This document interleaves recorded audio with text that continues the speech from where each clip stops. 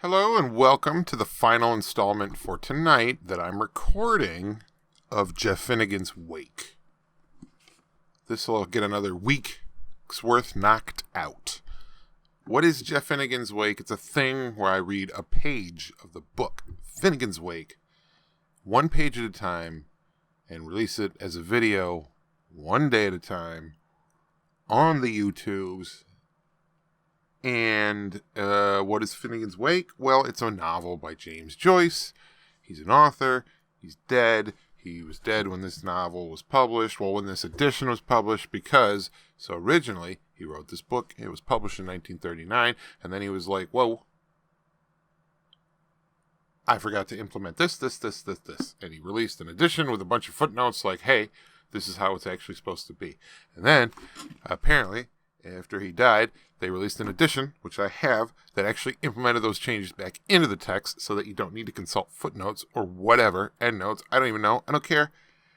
This book makes no sense. This book is... if there's something going on, I'm not picking up on it. I can't be the only one. I'm not that stupid. Maybe I am. I don't know. It's fun to read, kind of. There's like a certain rhythm to it. So, we're going to do the final one for tonight. It's page 37. 37. And, yeah. Here we go. Post-puberal, hypertituary type of Heidelberg man-like cavern ethics lufted his sloping forward. Bad Sweatigore, good Murrow, and double notch onto it as he was greedily obliged. And like a sensible ham, with infinite tact in the delicate situation, seeing the touchy nature of its perilous theme, thanked for guilders received in time of day, not a little token of Bach, all the same, that was the owl the god's clock it was, and upon humble duty to greet his tisk minister, and he shall gild the gaper, and thee his mouldy voids, went with about his business, whoever it was, saluting corpses, as a matter of course. One could hound him out, had one heart to, for the Monteclus of scalp, and the dandruff droppings blaze his trail, accompanied by his trusty Snorler, and its permanent reflections.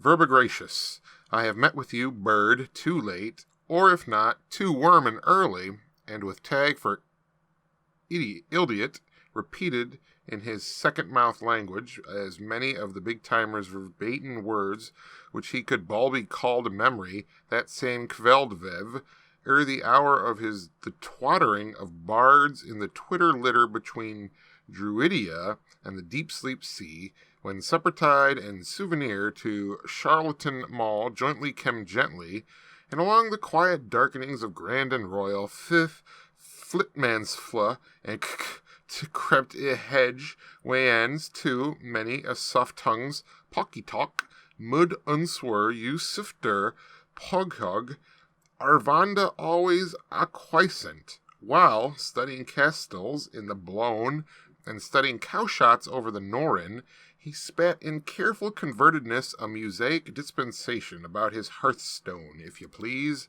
Irish saliva, moshy, dull hole, but would a respectable, prominently connected fellow of Iro-European ascendances with well-dressed ideas who knew the correct thing, such as Mr. Shalsway or Mr. Shall We Laugh expectorate, after such a callous fashion, no thank yous, when he had his belcher, spockertuck, in his pocket, thuck, muse-fed with his thockets after having supped of the dish sot and potage which he snobbishly dabbed peach Bombay, it is Raleigh only Lucan Pukin, Pilsen pie, which she knows which senaft and pilbered him, a supreme of excelling peas, balled under Minhogue's milk into white malt wine sour, a proviant the little bilker hoarsely relished, chaffet in the snevel season, being as fain ought as your rat with fennel, and on this celebrating.